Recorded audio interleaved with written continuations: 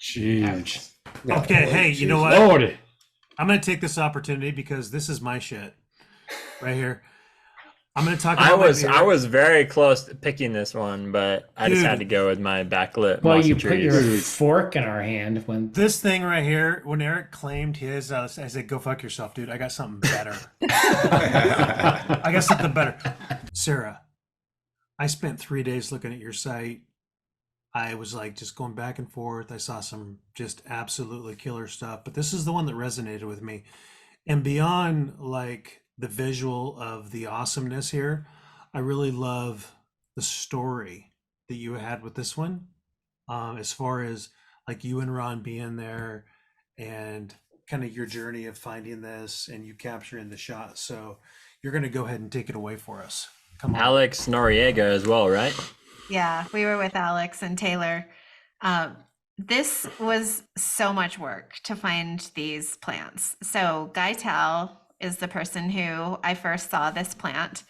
And I usually am not a copier. Like I don't want to go, I want to find my own stuff. But in this particular case, I feel like I've established myself as somebody who loves plants. And so seeking it out, I felt okay about it.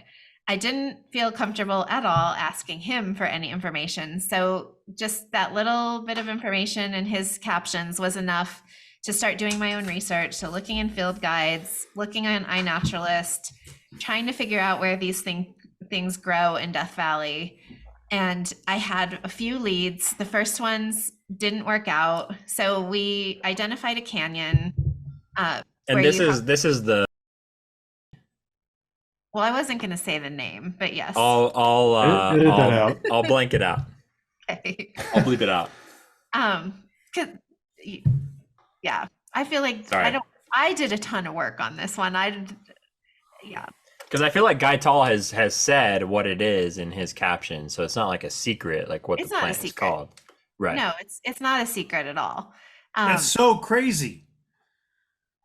I just feel like I put in the work to find it, and if somebody else wants to find it, they can put in the work too. Yeah. Hey, So Like, so I so know guys in hey, it. I'm with fucking Sarah. So we Rewind drove that shit, on Bennett. a bad dirt road for like 2 what and does a half that entail though? Like how do you find like a specific kind of plant in the desert? Like how does that even work? Sorry. Well, Sarah? Because I mean I would shoot the shit out of this thing, but I don't know where to Good start. take two. I used iNaturalist and field guides. So once I knew Okay. the name and I figured out the habitat, so that was the key thing, is figuring out the habitat.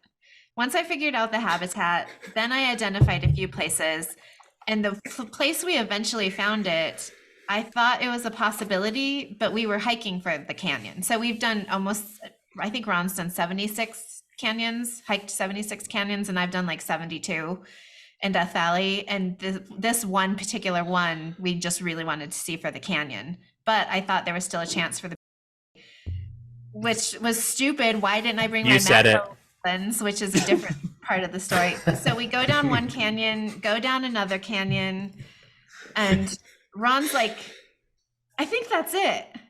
And it was just Wow. a full rosette in limestone gravel. So Which- was it really just like one? Because like all of you guys came away with unique, like really incredible shots. Like Alex Noriega has at least one that I know of that's really cool. Yeah. Ron has like 7 somehow. Like he's always Yeah. getting the Alex most out of had every. one. I think I had 2, and then Ron has like a 30 image portfolio. True story.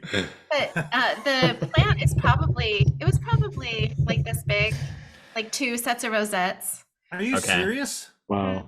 And then once we found this one, as we were walking back out of the canyon, because we stopped to photograph it again, we photographed it, went into the canyon, and then which the canyon, oh my God, was one of the best we've seen in Death Valley. And then once we realized that's what it was, we saw some dead ones. So we definitely know where to go back to see them, but in a different season. But the ridiculous thing is Ron's the only one that had a macro lens. So we were rotating the macro lens among all of us. Oh, that's Wow. so funny. Wow. The 4 of you. Well, Taylor did have appropriate equipment, so she photographed it with her own gear. But Ron, me, and Alex all have the Canon R5, so we were rotating it. Which then, of course, meant it took forever because we're all obsessing over this incredibly cool plant because it's like crazy. The color is crazy. The hairs are crazy. But then when we came back, it had nicer reflected light on it. Was that like a 100 millimeter macro? Mm-hmm. Yeah. Definitely need a macro. It's small enough that you need a macro for it. This is my favorite. Okay. My favorite part about this is like everything here is amazing, like the color palette and everything, and like the nice reflected warm light. But the hairs that like fill in the scene with nice texture is my favorite part about it, and like all the photos that you guys shot here.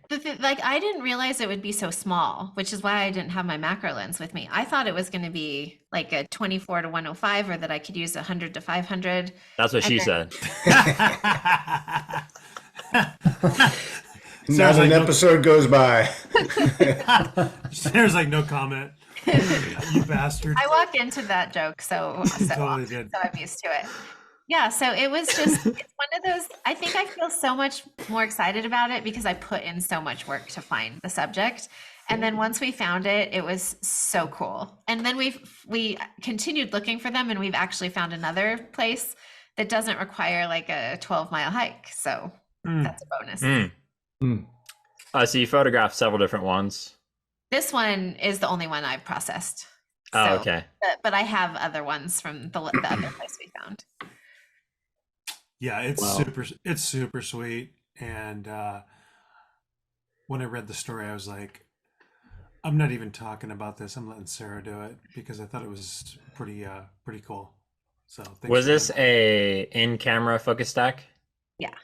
Or no, okay. The Canon doesn't combine the files. Oh, it doesn't? No. It's a pain in the ass. Oh, okay. Because I heard you talking about that on your Talking Landscape interview. I watched it actually yesterday to make sure we didn't really like repeat anything. But that's a lot of overload of listening to me talk about nature photography. Yeah, I never get tired of it, Sarah. Hours.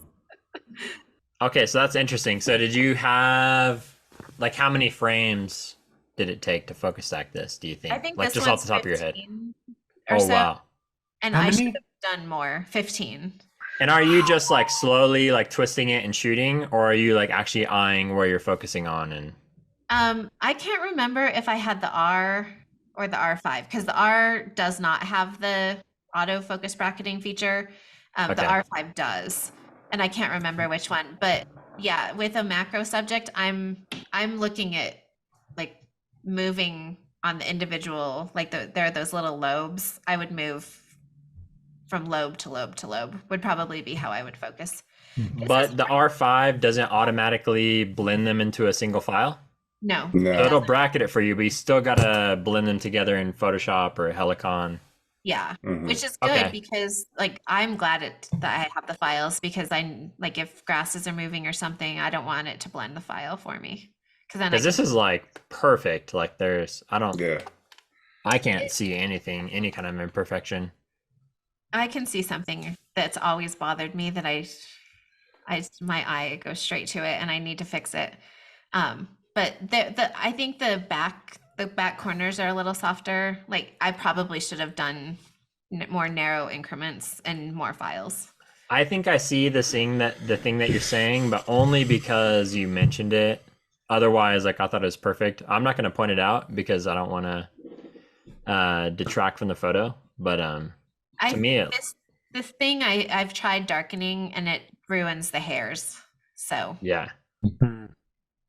Anyway, super good. Thank you. It's amazing. This photo, I really love this photo of mine. So I'll say that too. I love it. It's incredible. It was a lot of work, which is maybe why I love it. Absolutely. It was fun to see because Alex has such exceptional, like Alex was able to encompass the full plant in a way that I wasn't. So when I saw his, I was a little like, I wish I had tried harder on the top down view. But this is so different from Guy Tal's photo. That's what I was going to say. The reasons that I felt good about it is that it didn't feel like I was just copying him. No, not at all. It doesn't even make me think of it at all. I feel like this seems almost like an underwater image. Like it doesn't seem terrestrial. It seems like it's could be like coral reef, and this hair is just kind of like flowing with the current of the water. It has such a nice feel overall, which is different than that top-down view that Alex and Guy have, which both of those images are incredible. I kind of like the difference in this image and your take on it.